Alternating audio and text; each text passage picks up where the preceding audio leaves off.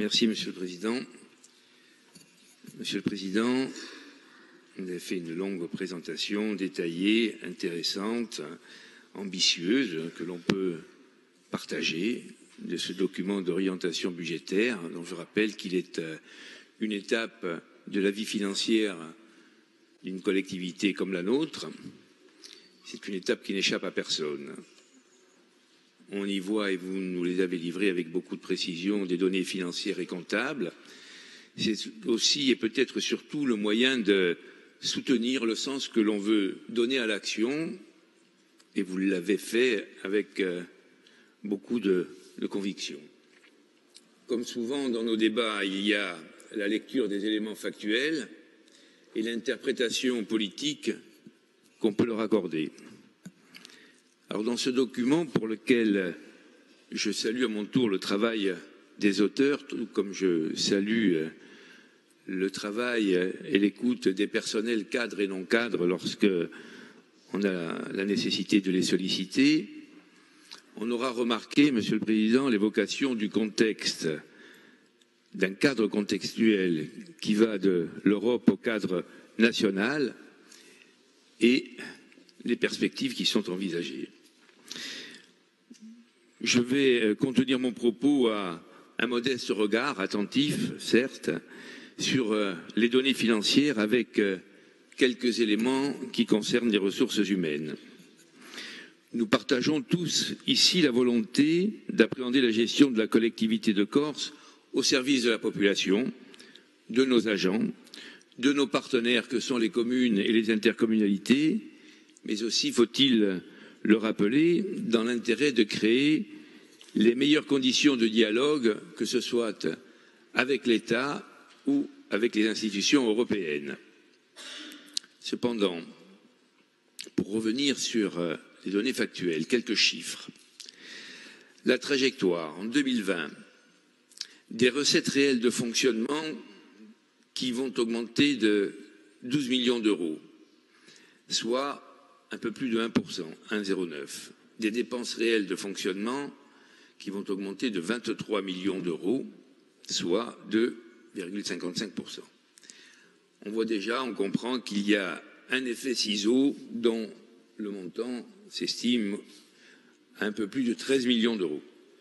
2021, recettes réelles de fonctionnement, moins 13 millions d'euros, moins 1,17%. Dépenses réelles de fonctionnement, plus 11 millions d'euros, plus 1,18%.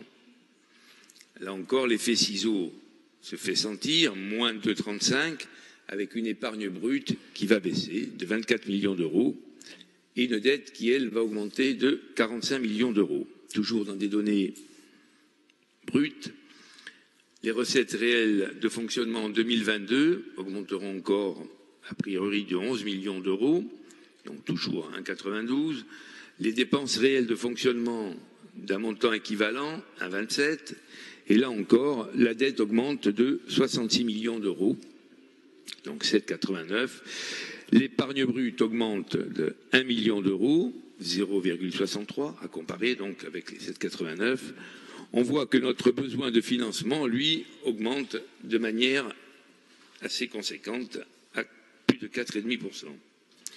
Alors, au-delà des chiffres, on constate depuis 2019 une perspective d'augmentation des dépenses d'investissement de 287 à 316 millions d'euros, soit plus à peu près 30 millions d'euros. Ces dépenses restent figées en 2020, alors que la dette, elle, augmente et passe à de 775 millions d'euros à 902 millions d'euros, donc plus 184 millions. Alors l'évolution de la dette sur 3 exercices est de plus de 23%. Vous soulignez l'amélioration de notre capacité de désendettement, mais elle passe de 4 ans en 2019 à un peu plus de 6 ans en 2022. Si on devrait utiliser les chiffres pour illustrer, on dirait que notre capacité de désendettement a baissé de près de 50%, voire un peu plus, même si, convenons-en, elle reste en dessous des seuils critiques.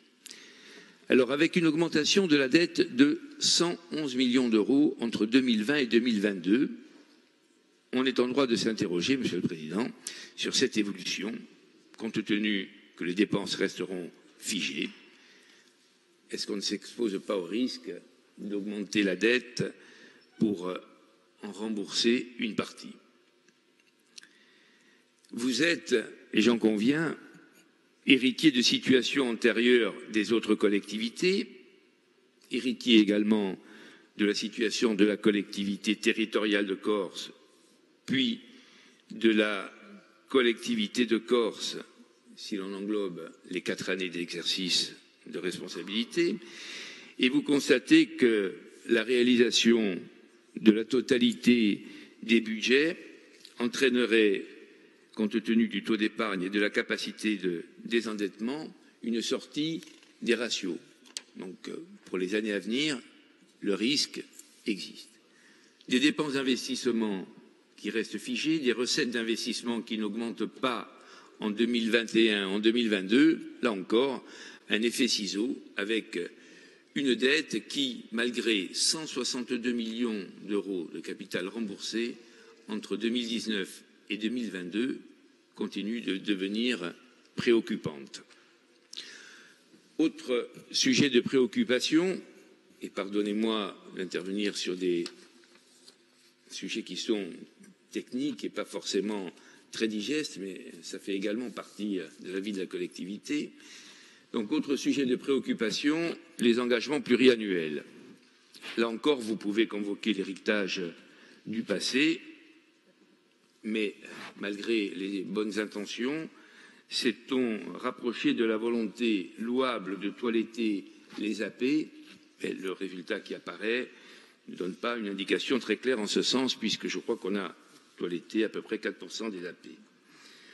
Au rythme actuel, on peut imaginer, et sans créer d'appels supplémentaires, ce qui est tout à fait impossible, le temps qu'il faudrait pour liquider la totalité du stock, à savoir 15 ans. Alors je sais que l'exercice est particulièrement difficile, je m'y suis essayé moi-même lorsque j'étais en responsabilité de l'exécutif, et ça ne se décrète pas d'un coup de baguette magique, il y a un certain nombre de facteurs qu'il faut prendre en compte qui rendent l'exercice difficile. De plus, donc, avec une épargne brute qui s'affaiblit, malgré des bons taux affichés, et je le disais, les taux, les chiffres, on peut les interpréter de différentes manières, le recours à l'emprunt qui représente la moitié de nos recettes réelles d'investissement en 2020 devient la recette d'investissement de référence. On passe de 90 millions à 2020 à 109 millions en 2021 et à 114 millions a priori en 2022. D'où viendra le salut? Et là, on n'est plus sur des éléments purement comptables. Est-ce que nos rapports avec l'État, et vous nous en avez donné une illustration tout à l'heure qui n'est pas là pour nous rassurer, nous permettraient d'espérer de ce côté-là? Je dois avouer que d'autres signes, et peut-être même les termes du préambule, ne sont pas forcément là pour favoriser une amélioration de ces rapports que je déplore comme nombre d'entre nous. Entre 2019 et 2022, on aura donc remboursé, je disais, 162 millions d'euros, mais on aura emprunté, a priori, 184 millions d'euros. Donc, les ratios sur lesquels on s'appuie et que l'on met en évidence lorsqu'ils sont favorables, eh bien, ils se profilent de manière dégradée. On peut aussi s'interroger sur le contenu des dépenses d'investissement. Vous avez beaucoup insisté sur l'investissement. Alors, s'agit-il des dépenses que l'on peut inscrire au chapitre 21 et au chapitre 23, celles que tout le monde connaît, ou d'un ensemble moins identifié de dépenses dans lequel on inclut la fameuse neutralisation, je rappelle, 100 millions d'euros par an. C'est quelque chose qui pèse. Concernant donc les autorisations d'engagement, l'analyse qui est présentée est faite au 31 octobre 2019. On constate une très forte augmentation par rapport à 2018, notamment dans les services généraux. Et si on se projette à la fin de l'année 2019, on voit que l'augmentation atteint des taux assez impressionnants. Alors, les explications qui sont données tiennent à l'évolution d'un certain nombre de dépenses qui sont liées, bien sûr, à la fusion des collectivités, à l'harmonisation d'un certain nombre de process. On a parlé d'informatique, de téléphonie, il y a l'entretien des bâtiments. On n'a pas beaucoup parlé de l'incidence liée aux dépenses de personnel, même si l'on sait qu'elles sont particulièrement lourdes et pour certaines même elles sont contraintes. Donc, pour résumer en quelques chiffres, à propos des autorisations d'engagement, au 31 décembre 2017, et vous me corrigerez si c'est une mauvaise lecture, 107 800 000 euros. En 2018, 194 millions d'euros. 2019, 208 millions d'euros supplémentaires. Donc on aurait aimé quelques précisions sur ces doublements en 2 ans. Au niveau des recettes, 94% sont des recettes de fonctionnement, 6% des recettes d'investissement hors emprunt. La fiscalité hors emprunt, elle représente 60% de nos ressources. Alors nous avons, et vous l'avez signalé dans votre intervention, Monsieur le Président, nous avons des débats avec des arguments vertueux. Nous ne perdons pas de vue que des orientations excessivement restrictives nous exposeraient à une forte diminution, alors que nos besoins en dépenses de fonctionnement, notamment, ne cessent d'augmenter.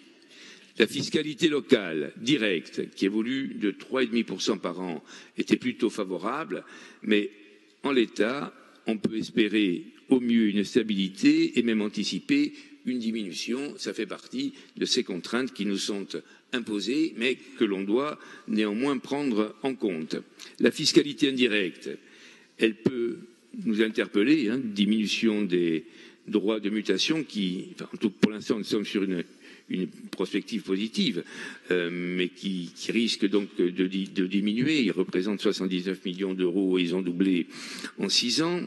Et là encore, compte tenu de certaines orientations politiques, et j'en partage nombre d'entre elles, une réflexion sur ce type de recettes doit impérativement s'inviter au débat. Donc répondre aux besoins, certes, mais comment orienter les politiques publiques avec une réduction des dépenses de fonctionnement, même si certains secteurs, et vous l'avez souligné, ne méritent pas de souffrir de ces réductions. Il faut néanmoins avoir la possibilité de trouver d'autres recettes, lesquelles le débat d'orientation budgétaire aurait pu peut-être ouvrir quelques pistes. Dans ce même type de recettes, droit sur les tabacs, excédent l'OTC, il y a un risque de régression des montants perçus. Mis à part le constat, qu'envisage-t-on? On constate donc que la fiscalité indirecte nationale, TVA, DGD, DGF de péréquation, qui aura augmenté de 11 millions sur 2 exercices, ainsi que d'autres recettes, constituent une participation particulièrement substantielle de l'État, auquel on peut rajouter la DGF, la DCT, d'autres contributions pour arriver donc à 360 millions d'euros de recettes, et pour l'ensemble de la fiscalité directe et indirecte, 466 millions. La solidarité nationale ne nous oublie pas toujours autant que ça. La dette. La dette, elle est de 791 millions d'euros, paragraphe des centaines de milliers d'euros. Au 31 décembre 2019, il faut prendre en compte 182 millions d'euros d'emprunts garantis. Tout ça, c'est pour les relations, je dirais, financières qui peuvent être établies avec les établissements financiers. 82 millions d'euros sont envisagés en 2020, 836 millions d'euros au 31 décembre 2020 sont à prévoir. Sur le même rythme, un peu plus de 900 millions d'euros en 2021 et toujours sur le même rythme, on pourrait arriver à 968 millions d'euros en 2022. Donc les dépenses réelles d'investissement n'augmentent pas pendant 3 ans, mais vous prévoyez, si on compte bien, plus de 300 millions d'euros d'emprunts contre un peu moins de 130 millions d'euros de remboursement de capital et un endettement supplémentaire de 177 millions d'euros. Il reste donc les emprunts toxiques du conseil départemental de Haute-Corse que vous avez évoqués, et je vous remercie de l'avoir fait de la manière claire et objective que vous avez présentée.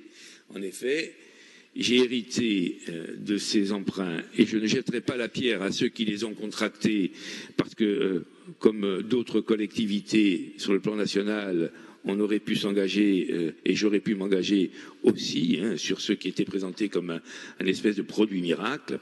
Vous avez eu l'obéissance de signaler que nous avions engagé un contentieux, que ce contentieux visiblement prospère encore. En tout cas, il n'a pas été abandonné de la part de la collectivité.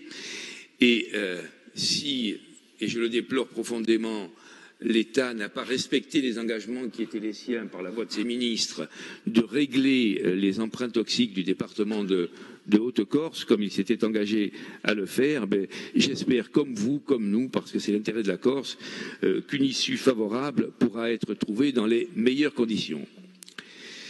Mais vous l'avez compris, le constat ne nous rend pas forcément très optimistes. Les dépenses de fonctionnement augmentent plus rapidement que les recettes de fonctionnement. L'emprunt, mais là encore, donc, on s'interroge, ou on peut s'interroger sur la finalité, en l'absence, ou en tout cas la stagnation des investissements. Est-ce que son orientation ne serait pas tout à fait celle que l'on pourrait souhaiter? Vous avez évoqué les effectifs. Vous nous avez promis un rapport précis sur le sujet au mois de février. Alors, je ne doute pas, Monsieur le Président, de votre volonté de maîtriser de la meilleure des manières ce lourd chapitre. Nous savons les contraintes qui pèsent. En attendant donc ce rapport promis pour le mois de février, nous constatons, sauf erreur, que le nombre de postes pourvus au 31 décembre 2018 était de 4 138 pour passer à 4 255 à la fin du mois 2019. Vous aviez dit au moment des débats du budget primitif que si on embauche, c'est qu'il y a des besoins. Je vous l'accorde, avec les mêmes observations qu'hier, et si vous me permettrez, je ferai une petite parenthèse sur l'échange d'hier, avec une humble recommandation, faites confiance aux agents qui sont en place. Je sais que vous le faites, mais ça doit être ressenti de manière beaucoup plus large. Vous voyez, Monsieur le Président, vos prédécesseurs avaient probablement aussi des besoins. On les taxait facilement d'embauches politiques, alors qu'elles étaient tout autant des embauches nécessaires. La parenthèse sur l'échange que nous avons eu hier est pour lever tout malentendu ou tout quiproquo. Vous soulevez, non sans une sympathique malice, à travers une réponse à la question orale que j'avais posée, les embauches qui avaient été faites au département de l'Aube au cours de l'année 2017. D'abord, je veux dire que ma question, et je m'en excuse, ou je vous demande plutôt de m'en excuser, puisqu'on s'excuse pas soi-même, si je n'avais pas été clair, elle ne parlait pas d'une création de 150 emplois de manière réelle. Je vous disais qu'en juillet 2017, nous étions étonnés de l'ouverture de 150 postes et vous nous aviez donné les explications nécessaires pour que l'on entende l'organisation, je dirais, administrative en termes de RH qui était prévue. Non, ma question, hier, elle était toute simple.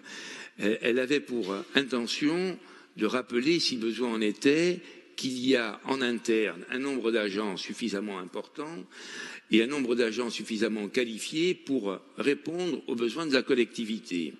Et je vous demandais s'il était possible de connaître le nombre de postes qui avaient été proposés aux candidatures internes, combien de postes avaient été répondus à ces candidatures internes et lorsque ça n'était pas le cas, quels étaient les postes qui avaient été recrutés en externe.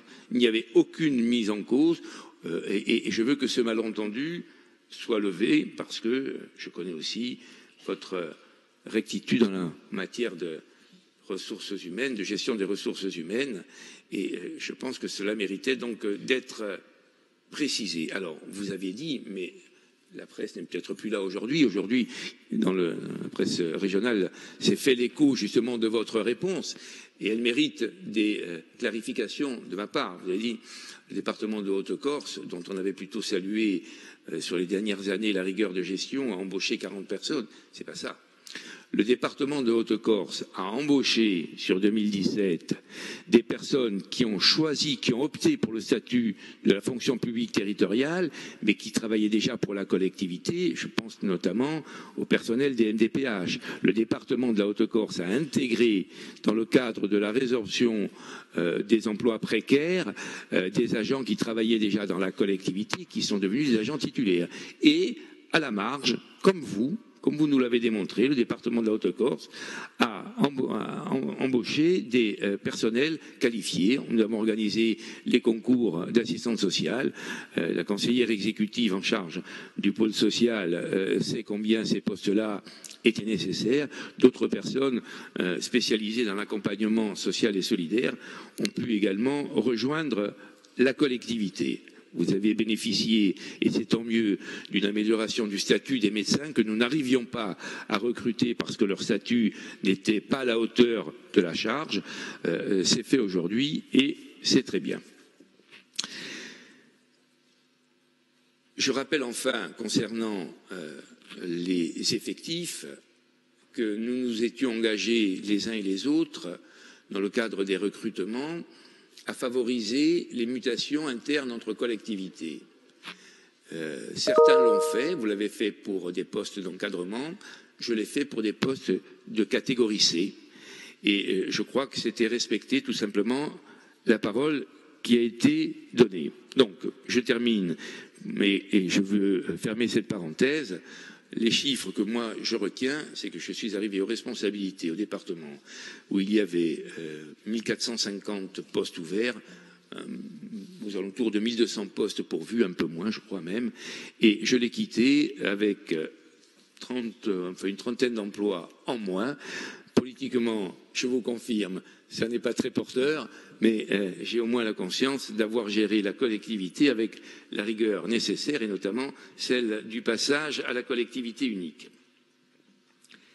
Je rappelle que dans ces statistiques, vous vous étiez réjoui au moment du compte administratif 2018 d'avoir ramené vous-même les effectifs de 4167 à 4138 et je rappelle que au 31 août 2019, on était plutôt à 4255. Vous voyez, là encore, les chiffres peuvent être interprétés et illustrés de manière différente des situations. Enfin, donc, en évoquant les perspectives d'évolution de la masse salariale, vous avez insisté et souligné l'incidence du régime indemnitaire. Je rappelle que c'est ce qui arrive à toutes les collectivités et le poids que tout cela va représenter, le RI et le GVT, dans ce travail particulièrement difficile qui est mené avec l'ensemble des organisations syndicales et je crois que à ce titre je salue le volume du travail et les personnes qui sont engagées et je souligne aussi la difficulté de l'exercice.